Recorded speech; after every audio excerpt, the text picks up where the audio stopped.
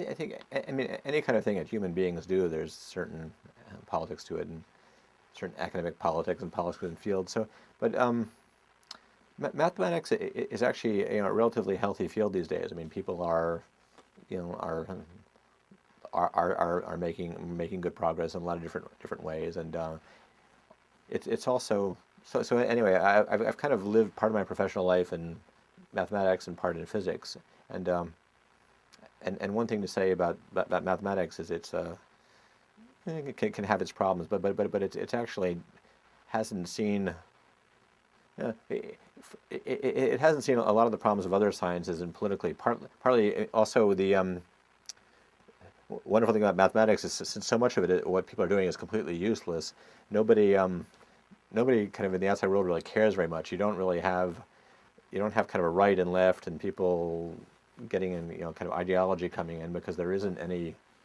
It just doesn't actually connect up to the kinds of things that people who worry about ideologically worry about. So in most of mathematics, it just doesn't tell you anything one way or another about global warming or about healthcare or about any other number of things you might care about. So mathematics is immune to a lot of exterior real world politics because of that, and the academic politics it's there, but I think it's actually less than a lot of fields. One of my colleagues likes to say that mathematics is he thinks that about the only subject that he knows of in academia or in the real world where if two people disagree about something, if people are studying some mathematical object and there's supposed to be a proof and they disagree about whether this proof works or not, they will go into a room, sit down, and talk about it, and fairly quickly or at the end of the day, one of them will admit they're wrong.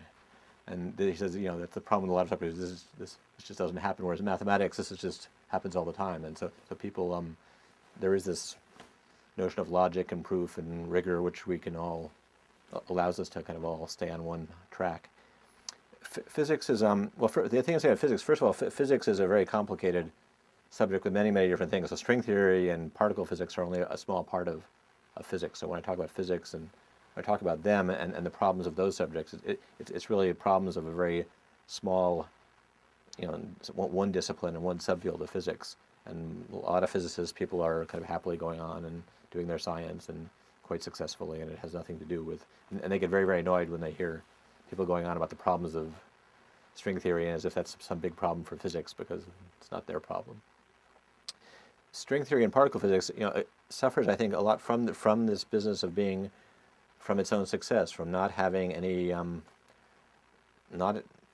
nobody kind of has been able to come up with any really good ideas to make positive progress, just because there's been no experimental evidence to give you a clue as to which direction to go, and the subject has, I think, traditionally been very conducted, often in at least from a mathematician's point of view, in a very faddish way, that everybody, all the smart people in the subject, the idea was it would all kind of jump at the same problem and all try and work in the same problem, very often because the subject was driven by experiment. And somebody would go out and turn on a new accelerator like the LHC at higher energy, and this is certainly going to happen next year if the LHC sees something unexpected.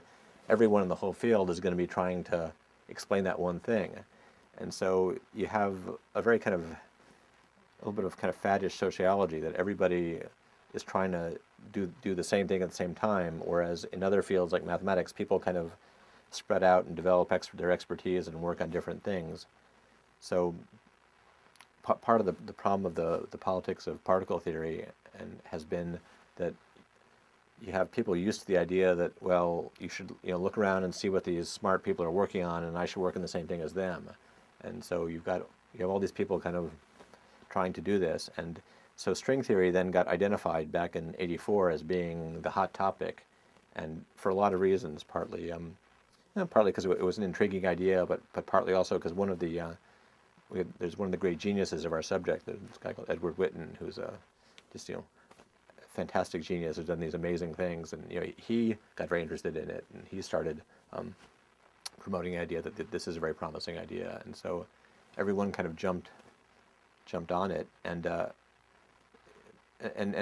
my initial reaction at that time, I was just getting out of graduate school at that time, and my partly the way I work and the way I think, I wasn't so interested in the idea of trying to do the same thing as everybody else. I would prefer to work on something a bit different.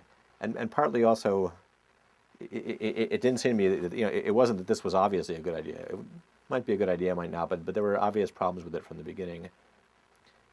And so, anyway, so starting in 1984, everybody started working on this, and I think my reaction to it was, well, that's great that they're doing this, and what's going to happen is what normally happens in the subject is that after 6 months or a year or 2 years, people will see whether it's a good idea or not, and and if it's not a good idea, they'll move on. And the really peculiar thing that happened here was that 25 years later, this is still there's still a lot of people doing this. I mean, it really kind of caught fire, and even without succeeding, it still kind of developed into this huge subject, and it kind of, in some sense, kind of achieved some kind of critical mass. That more and more people were working on it, and they're working on it for so long that people ended up kind of devoting their careers to it. And it's a very, very difficult and a very complicated subject, and it requires quite a lot of time just to even get to the point of understanding what's going on. So